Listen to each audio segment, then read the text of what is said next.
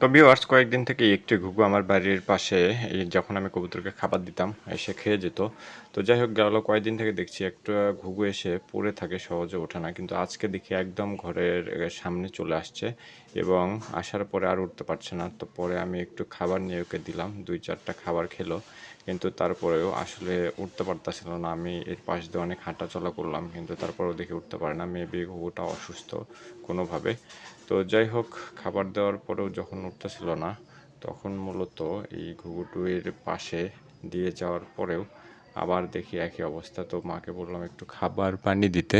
তো মূলত পানি দেওয়ার পরে সে ভয় পেয়ে যায় এবং মূলত স্থান ত্যাগ করে। এরপর অন্য জায়গায় গেলে কবুতরগুলো এসে মূলত ওকে ডিস্টার্ব শুরু করে। তো যে কারণে সে উড়ে যায়, উড়ে গিয়ে চালের উপরে বসে আবার, এবং চালের উপরে আসার পরে আমি যখন একটু কাছে যাই যে দেখি ধরা যায় কি না, কিন্তু মূলত আমাকে দেখে সে আরও একটু দূরে চলে যায়। এভাবেই মূলত 2 দিন ওকে আমি দেখছি। তো ভাবলাম আজকে ধরে ঔষধ দেওয়া যায় কি না, কিন্তু আসলে আমাকে দেখে আরও দূরে সরতে থাকে। এক সময় দেখা যায় যে উড়ে চলে যায়। তো উড়ে যাওয়ার পরেও আমি চেষ্টা করলাম যে দেখি আবার ফিরে আসে কিনা, কিন্তু দেখলাম যেটি আসলে অবাকের বিষয়। দেখেন হাঁটতেও পারতেছে না ঠিক মতো, এটি একদম ফুল অসুস্থ। তো যেই কারণে আমি ভাবলাম যে যা এবার উড়েই যা।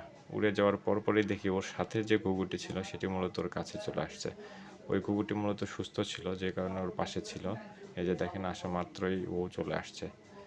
তো যাই হোক, এরপরে উড়ে চলে গেছে, তারপরে আর কখনোই আসেনি বা দেখাও